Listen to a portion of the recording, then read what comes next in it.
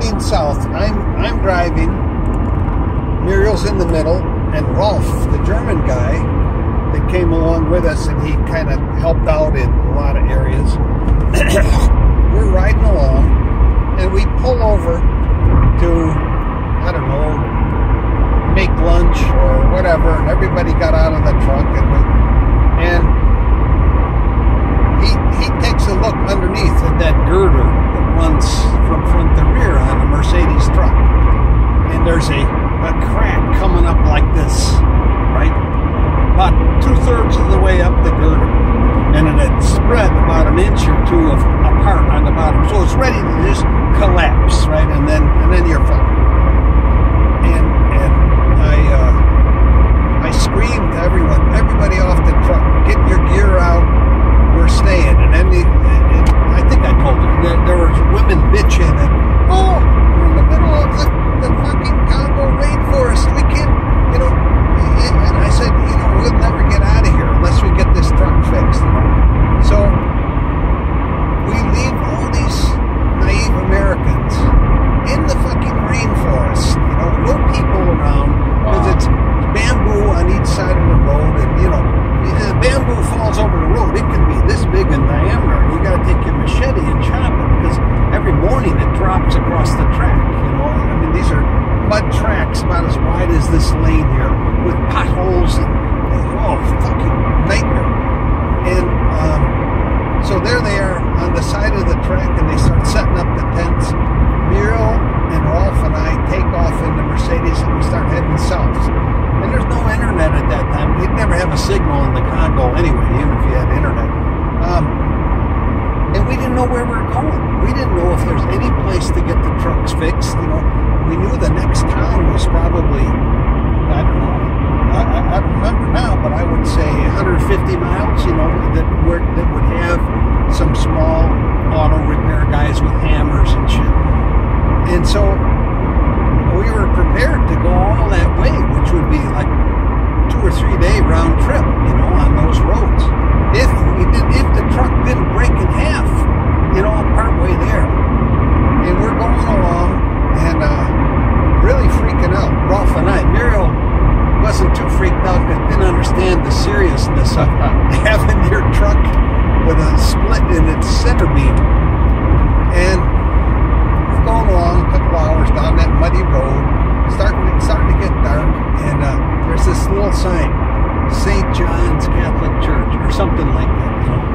And we figure, oh fuck, we head in there, and a mile or two in on a track, there's this, like a cathedral, you know, that built out of, I don't know, brick, or I don't remember, but it was a good-looking building, and had a wooden door that somebody had made out of hardwood and everything, you know. And I knock on the door, and this priest comes to the door, you know. And I said, Father, can you help us?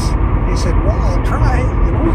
And I explained. He says, yeah, just drive out to the barn out there. They'll fix you up. And fucking, hey, there's these Africans with an old-fashioned welder, you know, torches, and you know, goggles where they hold the plate in front of their eyes, you know.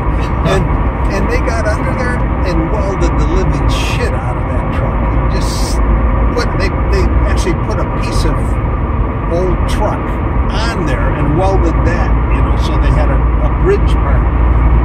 And I couldn't believe it. And I left the money, I don't know how much, but it was like right out of, you know, you couldn't have dreamed for a better situation, you know. And we made it back the same night, even after dark. And all these people are freaked out, waiting for the rebels and the gangsters and shit to come and slaughter them and rape them.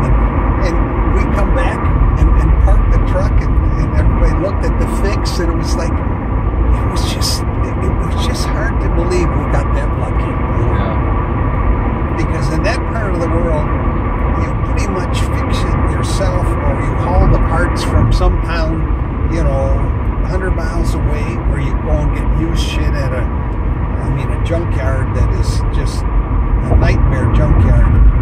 You know, you're really on your own. Did you tell everybody that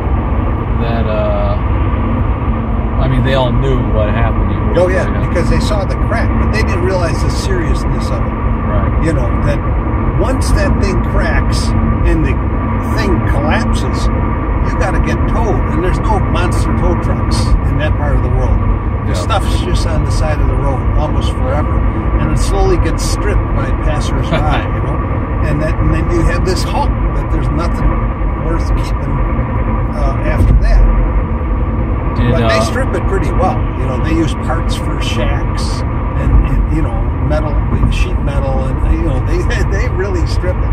What I'm saying is, we would be fucked because we'd be there blocking the track, so some other truck comes along and we can't move because it's collapsed. And there's no tow trucks, so you got to hire the Africans, which would take about 100 of them with tree roots, and they sing and pull you with these tree roots out of, but they'd have to leave it there, and all of us would have had to get back to East Africa somehow and be very vulnerable to problems. I can't imagine how freaked out they were, and I wonder, like, if anyone else is telling somebody else that story right now, and the magnitude of that serendipity, because it's like that same thing on such a smaller scale when I was in Utah driving, remember? And my alternator gave out. Sure. And there was no places to stop for. This is America. Right. Yeah, right. But I just happened to show up in the one gas station in town right as it died. Yep. That's hilarious. And he did a hillbilly fix, and it's been working ever since, right? Yeah, actually, it's still in there right now.